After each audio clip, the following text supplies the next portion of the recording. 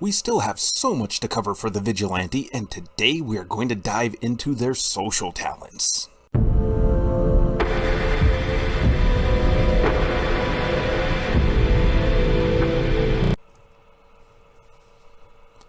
Hello everyone, and welcome back down here to the Gamer's Den with me, your host, Jordan, your master of lore and storyteller extraordinaire, here to talk about the first edition Pathfinder Vigilante's social talents. These are abilities that really help to differentiate and make your character feel much more distinct.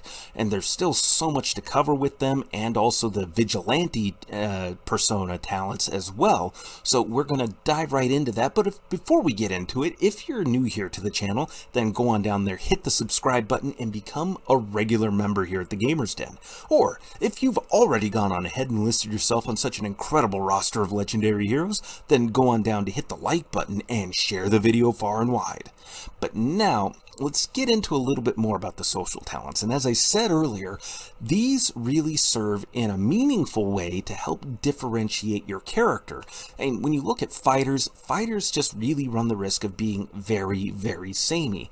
A heavy armor, leaning in with two-handed weapons, high strength, power attack, cleave, vital strike, things like that. A lot of the same baseline mechanical options that are just very, very effective. And sure, you can have two-weapon fighting specialist fighters, you can have fighters that lean into archery, but mechanically their class abilities are still looking at weapon training groups giving you bonuses to hit and damage, things like that. It gets very repetitive fairly fast, and I say that as a fan of making fighters.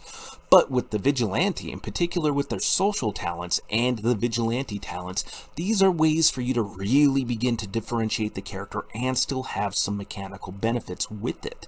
So, to begin with, we begin off with a lot of social talents that really help to determine where your character fits within the social strata of society.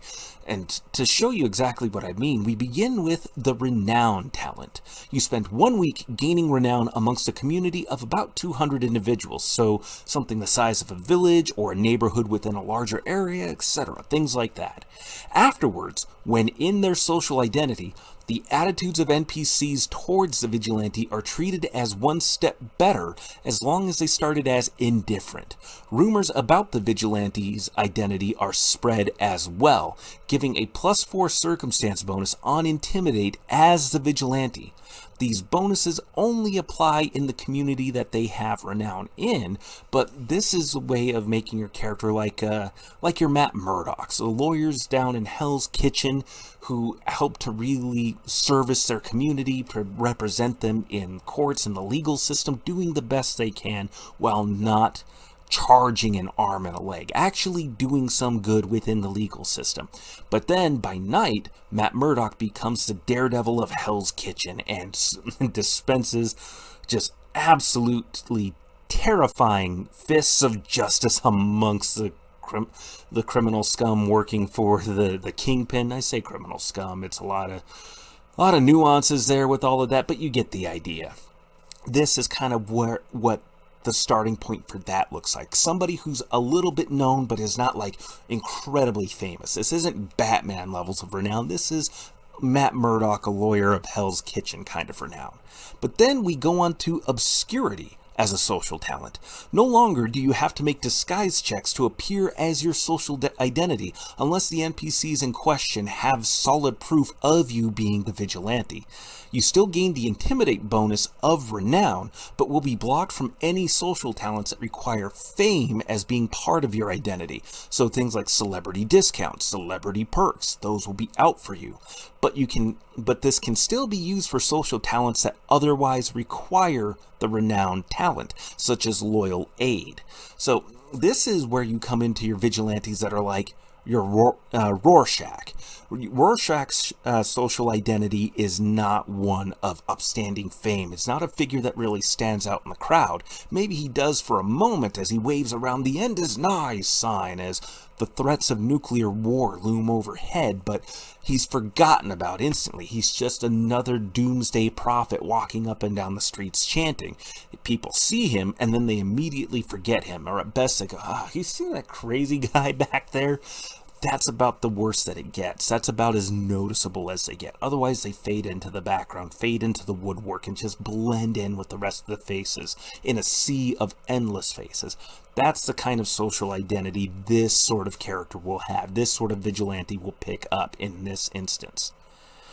Then we also have double time. Your identity is that of a respected artisan and craftsman, spending only 6 hours a day to complete their work for a specific craft or profession skill, while still leaving time for their vigilante activities. Basically, you make it look like you're getting more work done in a shorter amount of time, but still making it look like you're putting in an 8-hour, 10-hour day, however long might be dictated. So this really frees up a lot for you to be able to rest, to be able to do all your activities and training, all of these different things that you might be expected to do. So this is still somebody who might have a little bit of renown, could still pick up the renown talent, but you will still be fitting in more as an artisan and craftsman in this case. So again, another great way of really differentiating your character. And then we have social grace. Select any intelligence, wisdom, or charisma-based skill other than perception or use magic device. You gain a +4 circumstance bonus in your for that skill while you're in your social identity. At 5th level and every 5 levels after, you can select another skill. So again, this is another way of differentiating your character, but still having a significant mechanical benefit. In a +4 circumstance bonus, that's going to stack with a lot of different other bonuses for these different skills, and you can select several of them over the course of your adventuring career, making this a talent that upgrades over time, making it incredibly worthwhile for you to grab. Then we have entrepreneur, maybe not as mechanically effective, but still something that helps you to blend in with society. Select any intelligence, wisdom, or charisma-based skill other than perception and use magic device. The vigilante can use this skill as per the profession skill to earn money. And very nicely, this does specifically state that if the skills selected overlap with, say, social grace, then the skills will overlap and the benefits can still be accrued that way. So you get that +4 circumstance bonus counting towards the all the bonuses that profession unlocks for earning money and everything. So that is actually pretty nice. Mechanically, not the most effective because in terms of earning money, your work as a vigilante is going to earn you far more money than your work as an entrepreneur using profession, even if you are producing high-end works of art. Unless you're being commissioned and kept on retainer by some high-end noble that is just showering you with funds to freely produce as you see fit for their benefit and entertainment and status, then, you're probably not going to be earning significant sums of money. But if your DM is anything like me, people will still have questions about how your revenue stream is being generated unless you have abilities and skills like this that help you explain that and let you get into a little bit of money laundering to supply yourself with all the funds that you need for your various other activities. But that's a whole nother thing. The next ability, though, is Quick Change. Changing guises takes 1 round instead of 1 minute. After a quick change, if encountering anyone familiar with both your social and vigilante identities, the vigilante must make a disguise check in order to prevent the NPC from seeing through the disguise. If you spend an additional round, however, this negates this check. Now, you have to be 7th level to select this one, but this is a pretty significant time saver, especially if you're in a setting or location where being discovered runs a significant risk. I mean, even if you're taking 2 rounds, that's 2 rounds worth of time. It's about, 10-12 seconds versus the full 1 minute. That's a pretty significant amount of time to make those changes, and I mean that's a significantly small amount of time, so definitely worthwhile to grab. And next we have many guises. Attain a 3rd guise, mundane. Mundane can be anyone normal to blend into the woodwork, gaining a +20 circumstance bonus to disguise going into the mundane disguise. Your alignment is treated as neutral in this, and if anybody uses scrying or any kind of detect-oriented magic spells to either find your social identity or your vigilante identity, those fail, treated as if those targets did not exist or were somehow invalid. So again, this adds in just so many options, and this has more uses than just blending into the woodwork. If you want to infiltrate and gather information as another minion in a thieves guild, boom, you can do so.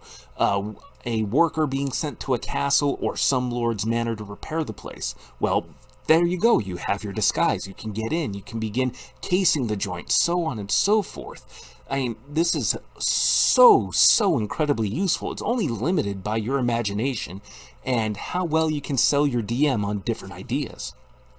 Then we have Owl's Sight.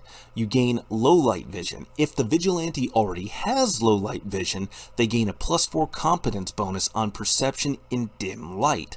Also, you gain a +2 competence bonus on stealth and sleight of hand checks at night. The only addendum I would make here, just as I read it kind of thing, is that if it's night-like conditions, for example, if you're in the Underdark, for example, I would say then in that case that +2 competence bonus kicks in for your stealth and sleight of hand there as well. But, you know, just check with your DM first. But I'd say those conditions are night-like enough to qualify.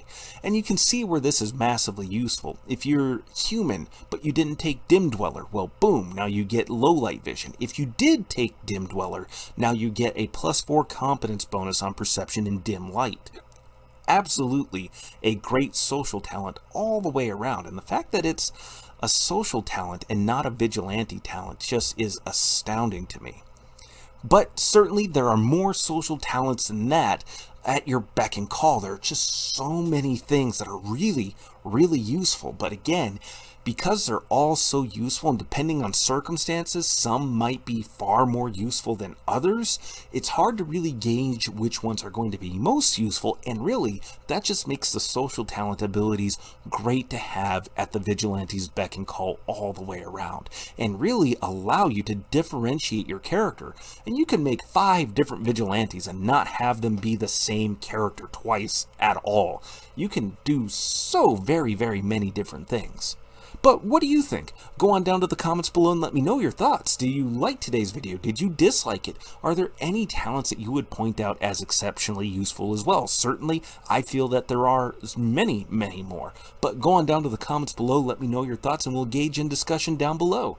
And remember, if you're new here to the channel, go on down there, hit the subscribe button, and become a regular member here at the Gamers Den. But with all that said, I've been your host, Jordan, your Master of Lore and Storyteller Extraordinaire. Thank you all so very much for your time, and you all have yourselves a good night.